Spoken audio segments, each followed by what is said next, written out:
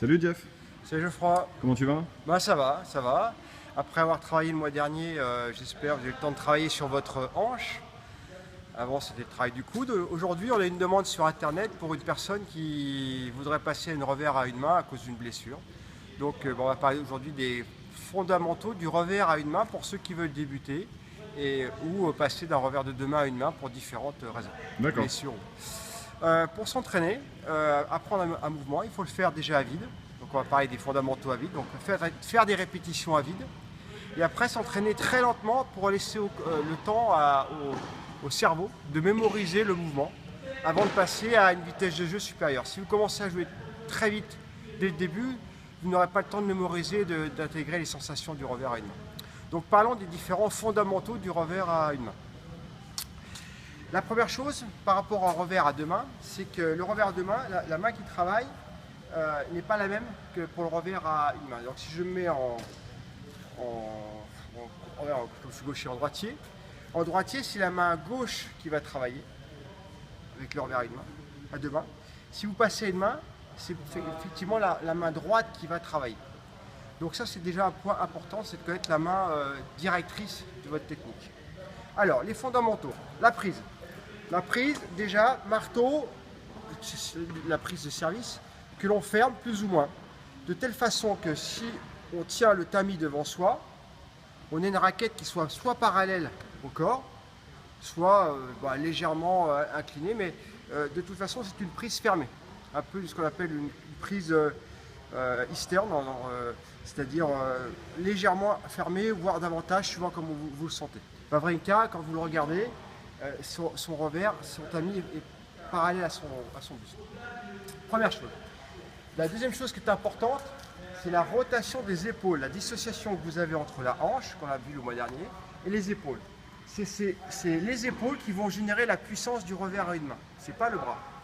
Au contraire, le bras doit rester relâché. Donc, les épaules, la prise, avec une raquette entre la verticale et 45 degrés, c'est ce qui générera le lift et la puissance. Ça, c'est le premier point clé. Le deuxième point clé, c'est le transfert dans la balle. C'est-à-dire qu'en vous appuyant sur la hanche arrière, il faut, juste avant de taper, transférer le poids vers l'avant. Et en même temps qu'on transfère, une descente de la raquette en bas. C'est-à-dire que le défaut qu'on peut voir, c'est que les gens tapent avec un coude fléchi, ce qui peut générer des tensions avec le tennis elbow. Le revers à une main se réalise avec un bras tendu. Donc au moment où vous avez un bras qui est incliné à 45 degrés, il faut descendre la raquette avec une tension du bras. Enfin, tension, le bras tendu mais relâché. Et c'est ce bras qui part librement dans la balle avec ce transfert. Donc ce mouvement, il a. Donc en haut, en bas, tendu, la frappe qui se réalise presque 1 mètre devant soi. Il faut qu'il y ait un espace avec un tamis vertical entre le corps et le bras tendu et la raquette qui est à la verticale.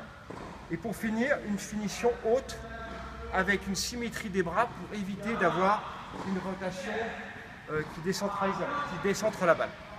Donc je récapitule les points clés. Une prise, une préparation où je tourne les épaules en étant appuyé sur la jambe arrière. Et ensuite un transfert vers l'avant avec à la fois une extension du bras, une frappe avec le bras dégagé du corps et une finition haute tout en étant relâché de la main. Il n'y a jamais de tension dans la main. Donc voilà pour les fondamentaux que je vous conseille de travailler sur le revers à deux mains. Ok Jeff, c'est très clair. On fait une petite démonstration? Petite démonstration, oui. Ok Jeff, donc on va travailler avec les balles oranges pour avoir plus le temps de se placer. Prêt? Je tourne les épaules pour préparer, je tourne les épaules pour anticiper le revers. Donc je décale et la raquette est à la verticale. La position initiale. Ensuite, on lance la balle. J'avance, devant et je finis haut avec les deux bras symétriques. Encore. Je reprends. J'avance, haut, deux bras symétriques.